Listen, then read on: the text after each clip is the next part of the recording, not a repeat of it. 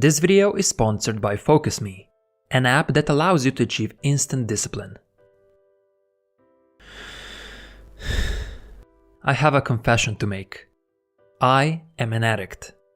But I got some bad news for you. You're probably one as well. Whenever I heard the words addiction or addict, the first thing that popped into my head was an image of a bum living on the street while being high on drugs.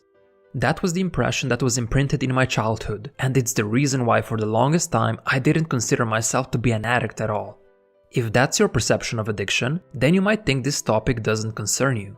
But addiction can be found in other everyday behaviors that nobody would bat an eye for if you were to indulge in them, such as shopping, browsing the internet, eating fast food, working, scrolling on your phone, drinking coffee, gambling, playing RuneScape. You get the point. It's not exclusive to alcoholics and drug users. So what I'm going to talk about today is relevant to everyone because I believe most of us are addicted to something, even if we might not know or want to admit it. At the very least, we all have certain behaviors that we would like to stop or reduce. And to improve your life, you don't have to necessarily add a ton of new habits, but rather eliminate the ones that are holding you down. Of course, most of the behaviors I mentioned are acceptable when done in moderation. Someone who gets drunk every once in a while is not necessarily an addict. He's merely making a bad choice. What addiction really is continued and compulsive overconsumption that you continue to indulge in despite the negative consequences you experience yourself or you're inflicting onto others. So if you keep repeating a behavior and you can't reduce or stop it, you are an addict. But the problem is that the most common thing an addict tells himself is that he's not really addicted, that he can stop at any time, and that he just doesn't want or doesn't see a reason to stop. Rather, he finds ways to justify his behavior. So a good question to ask yourself is this: can you stop that behavior completely for a few weeks? Can you do without your phone, sugar, coffee, or your computer for that period of time? If we're completely honest, for a lot of us the answer is no. And we might want to examine more closely as to why that is. Because the easiest way to take control over your behavior is to understand why you're doing it in the first place. We all have certain desires. And our addiction, while it may be problematic, is usually just a solution we have come up with to fulfill those desires. You see, if our behavior didn't benefit us in some way, we wouldn't be repeating it. In other words, we're addicted to our drug of choice because it fulfills a certain purpose. For some people, it's pleasure-seeking. Obviously, we all want to feel good. Maybe you want to feel the excitement of discovering something new, so you go on the internet and browse social media. Or perhaps you want to have some fun, so you look to entertain yourself by sports betting or playing video games. However, our behavior isn't only driven by our desires, but also by the problems and difficulties of life. So another reason behind our behavior is pain avoidance. And I believe that this is the more common behavioral driver for most people. Obviously, nobody wants to feel unpleasant. We want to escape that pain. So when you're stressed or overwhelmed, you binge on food or cigarettes to replace the bad feelings with good sensations. Perhaps you feel lonely or bored and you go shopping or gambling to take your mind off those depressing thoughts. Maybe you feel helpless or empty and you binge watch Netflix series all day in order to distract yourself. I could go on and on. But whether it's pleasure-seeking or pain avoidance, you've probably noticed in your own life that you tend to rely on highly dopaminergic behaviors or substances as your solution. Meaning, when you indulge in those activities, your brain releases a lot of dopamine. And as you may already know, dopamine is a neurotransmitter that is linked to motivation, craving, and drive. Whenever it gets released, your mood tends to elevate and you feel great. But the more dopamine an activity releases and the faster it gets released, the more addictive it is. So you have to be really careful here. While this strategy of indulging in highly dopaminergic activities might be effective for elevating your mood in the short term, it can make your life worse in the long term. In her book, The Dopamine Nation, Anna Lembke, who's an addiction expert and professor at Stanford University, describes a very important process. She explains how pain and pleasure are actually processed in the same region of the brain, but more importantly, that they work like a balance. Which is something that I didn't know until recently, but is an absolutely crucial aspect to the way that we function in everyday life. Imagine that your brain contains a scale.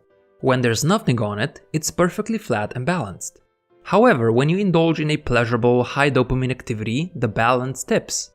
The more exciting the behavior, the more and faster it dips, the more pleasure you feel.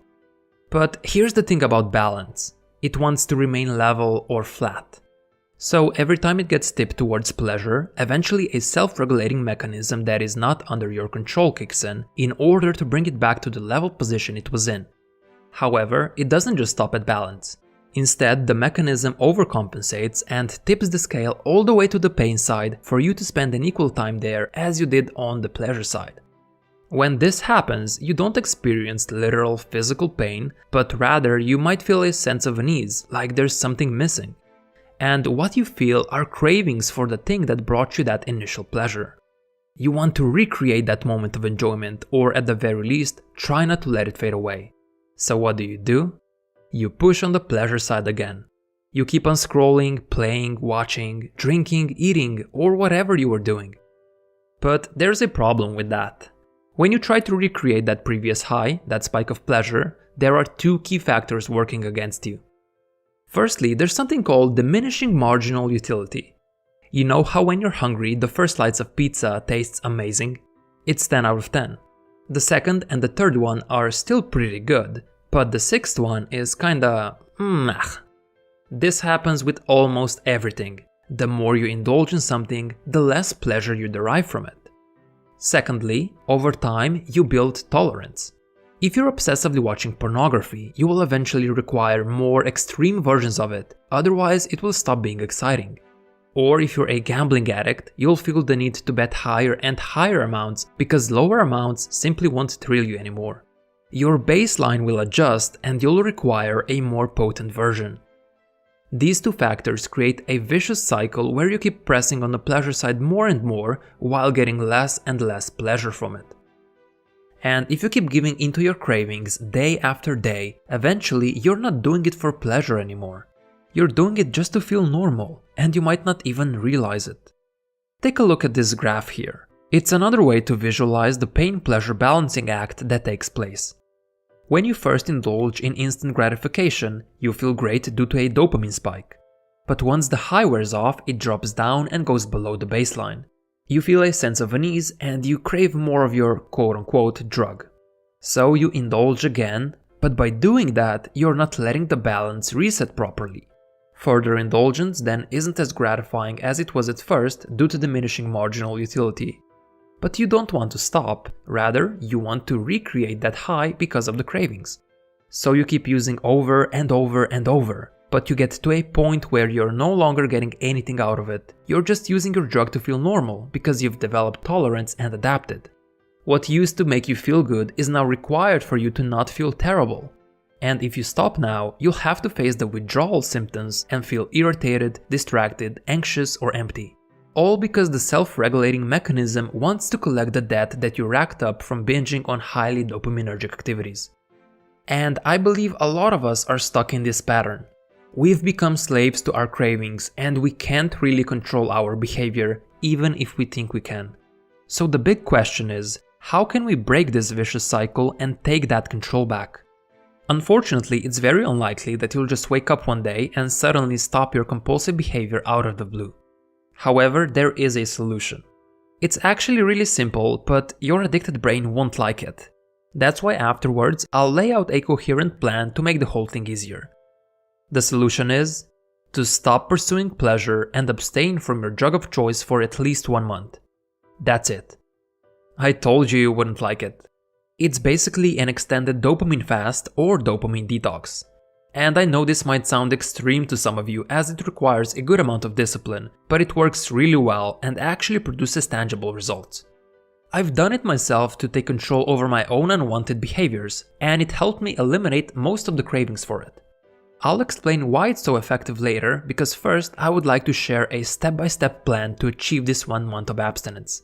Everyone might have the willpower necessary to resist their cravings for a couple of days, but 1 whole month is a completely different beast. So here's the plan. There are 4 components to it. First, identify your triggers. Second, optimize your environment. Third, find an alternative behavior. And fourth, try to do something difficult every day.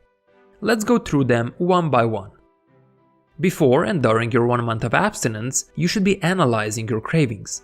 You need to find out what sets them off in order to better understand how to handle them. A few key questions that you could ask yourself are: how did I feel?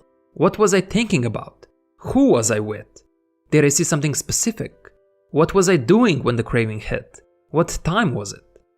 If you self-analyze carefully, you'll find that there are common patterns. You might find out that every time you're feeling bored or you're thinking about work, you get a craving to watch videos on your phone. Perhaps you'll notice that whenever you're hanging out with certain people or see a particular advertisement, you get an itch to drink or smoke. Or maybe every time it's 5 p.m. or whenever you're laying on the couch, you get a craving to play video games. Whatever your triggers are, you need to be aware of them, otherwise you'll be a slave to them forever. But once you know what they are, you can actually take control of your behavior simply by changing your surroundings in a way that doesn't trigger them. And that brings me to the second component, which is to optimize your environment. If you're constantly finding yourself in situations that make you want to use your drug of choice, that's a problem. Addicts who get treatment at rehabilitation clinics often start using their drug again once they return back home, even if they were able to completely abstain at the clinic. That's because they tend to come back to the same environment they left behind and all the triggers are still there. Same people, same places, same temptations, all of which leads to the same old patterns of behavior. That's why you want to distance yourself from things that induce cravings as much as you can, or at least optimize them to a degree you can control. But more importantly, what you also must do is create a barrier between you and your drug of choice. Even if you remove all the triggers, you'll probably still get cravings from time to time. And if the drug is always readily available, whenever you get a craving, you'll just binge on it. But if you have to jump through a lot of hoops to get to it, or even better, can't access it at all, you're less likely to indulge. And personally, creating a barrier was a key factor for me. I knew I wouldn't have the willpower to resist my desire to play video games and surf the internet all the time. So what I did was, I downloaded an app called Focus Me, which allowed me to completely block my game and the websites I was wasting time on. And it worked wonders. No matter how much I wanted to play or browse the web, I simply couldn't. It created instant discipline and I had to settle for doing some work instead. I've been using Focus Me for almost 2 years now and I highly recommend them. If you're someone who struggles separating work from play, they're your best bet. You get to decide which apps, programs or websites it blocks, for how long, on which days, etc. You can even block the access to your entire computer if that's what you need. It's fully customizable and overall it's really simple to use. Because I was so satisfied with them, I reached out to the Focus Me team and they were kind enough to sponsor this video. They even made a special offer for the channel viewers so you can try it out for 1 month, risk-free, if you use the link down below, which is perfect for your 1 month of abstinence. So if you need some extra discipline, make sure to check them out, and you also get to support this channel while you're at it. Now remember how I mentioned earlier that there is a purpose that your addiction fulfills? If you just flat out stop indulging, you will have certain needs that won't be met and you'll be left with an empty void. This is why you need a suitable replacement to fall back on, one that fulfills that same or similar purpose. So what is it that your addiction does for you? Does it ease your boredom? Satisfy your social needs? Does it help decrease stress? Whatever it is, you need to identify it and make a list of activities that could satisfy that same need at least partly. It's also important that you don't replace a highly dopaminergic and addictive behavior with another highly addictive one. You don't want to quit social media only to replace it with something like smoking. While this is common sense, it's also what often happens. I see so many people who treat one addiction become a victim of another one. So make sure that the replacement is beneficial to you, or at the very least, it's not destructive. And you should expect that the substitute behavior won't be as exciting as your current one. However, you can consider it as a bridge to help you get to the other side of cravings. Now, the activity that you'll replace your addiction with should be moderately demanding, which brings me to the fourth and last component. Do something difficult every day.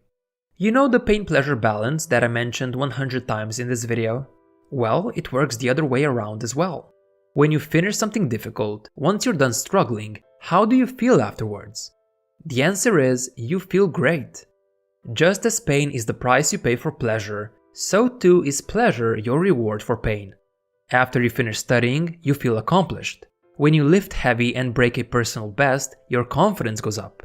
And after you're done cleaning the dishes, you feel proud of yourself. That's why you should strive to do something difficult every day. Yes, I know it's much harder to do these things as opposed to indulging because they're not pleasurable in the moment. But by deliberately engaging in difficult activities, you end up with long-lasting satisfaction. And this helps make abstaining easier. So those are the 4 components you should utilize to make it through the month. But why does abstaining work anyway? Wouldn't an addict desire his drug even more afterwards? There are 2 reasons why abstaining works so well. The first reason is neuroplasticity. Our brains are plastic. Not made out of plastic, but plastic as in they can change and adapt by forming new connections and breaking old ones. So every time you do something, the synapses in your brain get strengthened and reinforced, as well as become more efficient. By giving into your cravings, you're literally making it more likely for yourself to repeat that behavior in the future. Every time you come home from work and eat a bag of chips in front of the TV, you're further ingraining those actions. If you pull out your phone when you're standing in line bored, you're making it more likely for yourself to keep repeating that. But the inverse holds true as well. When you abstain and stop a certain behavior, the connections weaken. Because you stop reinforcing them, the neural synapses break apart. And now you're less likely to repeat that behavior in the future. When you look at it that way, it becomes clear how important it is what actions you take on a daily basis. The second reason why abstaining works is because the pain-pleasure balance resets. When you wait long enough, your brain readapts to the absence of the drug and you return to your baseline. You'll find that normal, everyday activities that aren't as dopaminergic become more pleasurable again. Cooking and eating a homemade meal, watching the sun rise or set, writing a script about addiction, going for a hike in the woods, meeting up with old friends. Things that you might have found boring or not as exciting before suddenly give you more pleasure again after abstaining, and the cravings for highly dopaminergic activities weaken.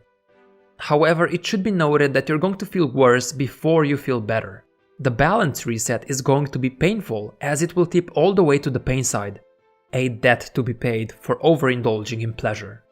Also, if you're someone who's addicted to a physical substance, such as coffee, alcohol, or cigarettes, you should consult a doctor before you attempt to abstain. Because you're not going to only face intense cravings alongside negative emotions, but probably physical withdrawals as well, such as headaches, diarrhea, and nausea. Just something to be careful about.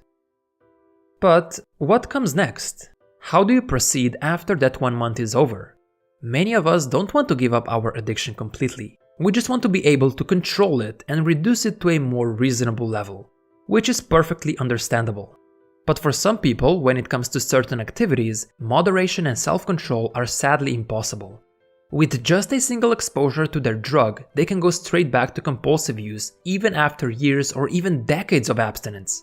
This is why Alcoholics Anonymous, even if they haven't drank alcohol for 25 years, they still start with, "I'm an alcoholic."